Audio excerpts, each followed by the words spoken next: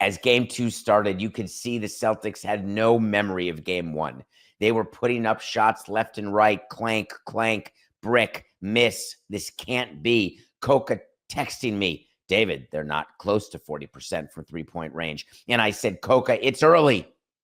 We have a wait to see that says the Celtics will shoot 40% from behind the three-point line, and it's only been 8 minutes of the game. Relax. Brick, clank. Celtics are building a lead, though. So the Celtics are finding a way to win a game because the Knicks can't shoot either. When you're trying to win a game on the road and you're missing key shots, the thought is that you are missing any opportunity to win the game by any measure. And wouldn't you know it, we get to the point in the game where, again, the Knicks are down 73-53. It's exact. Yogi Berra looking down, and saying, that's funny and unintentional. Yogi Berra looking down and saying, this can't be happening again. The Knicks are down 20. They're going to lose by 40. It's garbage time. Until the Celtics in the fourth quarter couldn't score. They went 8 minutes without a basket. In the NBA, I don't care if you're playing the New York Knicks or you're playing the Washington Wizards. If you go 8 minutes without scoring, the odds are whatever lead you had is not going to survive that.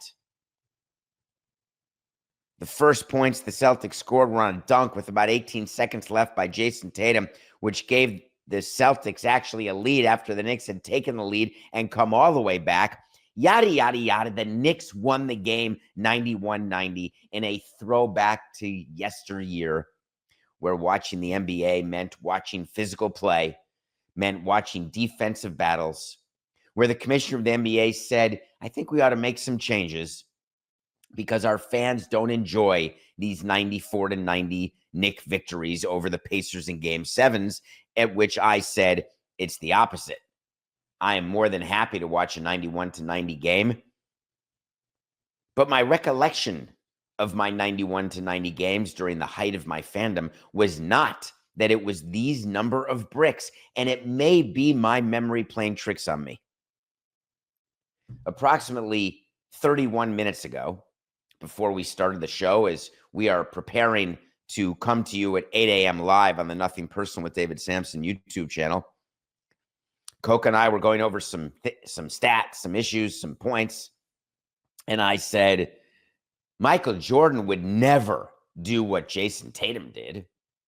There's no way. Jason Tatum through 2 games is now 12 for 42.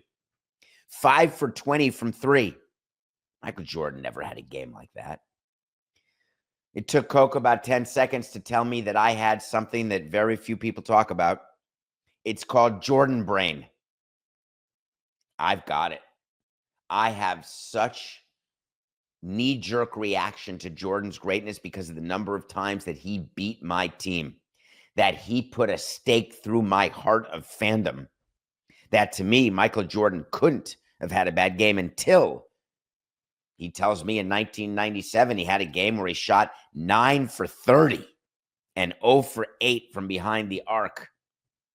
9 for 35. It's almost impossible to believe. So is it true that Jason Tatum and the Boston Celtics, this is just bad luck? Because they backed up a 15 for 60 from 3 when I told you there's no way this can happen 4 times. If it does, the Knicks are going to win the series. But there's no way the Celtics shoot this way for 4 games. Now what I have to say, there is no way the Celtics shoot this way 2 more times out of the next 5 games. It can't be. They are 25 for 100 from 3. 25% sounds unacceptable. Sounds as though you can't win a game like that. I would like to give you 2 numbers right now for you to ponder as you're thinking about the beloved Knicks and the hated Celtics. The Knicks shot 9 for 31 from 3. The reason we don't talk about it is that the Knicks won the game. So what's there to talk about? 29%. The Celtics shot 25%. They just shoot so many more, we think. Well, the Celtics shot 40, the Knicks shot 31. Is that a huge difference?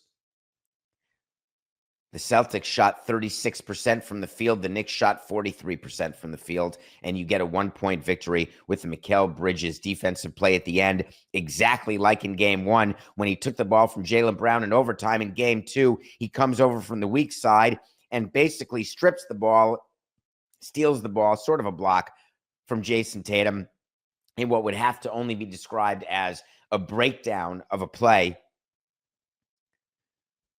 I wonder when NBA general managers and coaches are going to realize it's time to actually have plays instead of having everyone stand outside the three-point line, have one person dribble the ball up the court, try to get through the defense, and then swing it for a shot.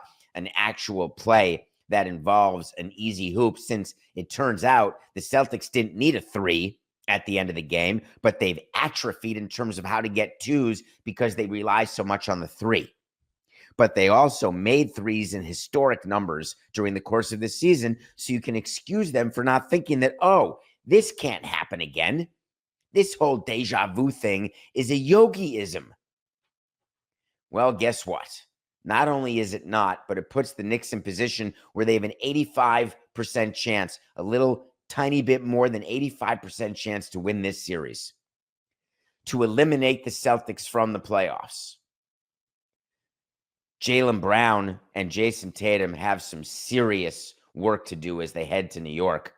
The best Jaylen Brown could come up with during the course of the postgame was, hey, it's inexcusable, but we're going to learn from it and we can get back in this thing, no question. One of the great things that coaches and players say after a loss, I really love that. Oh, we're going to learn from this loss. What are you learning exactly? Not to shoot so many bricks?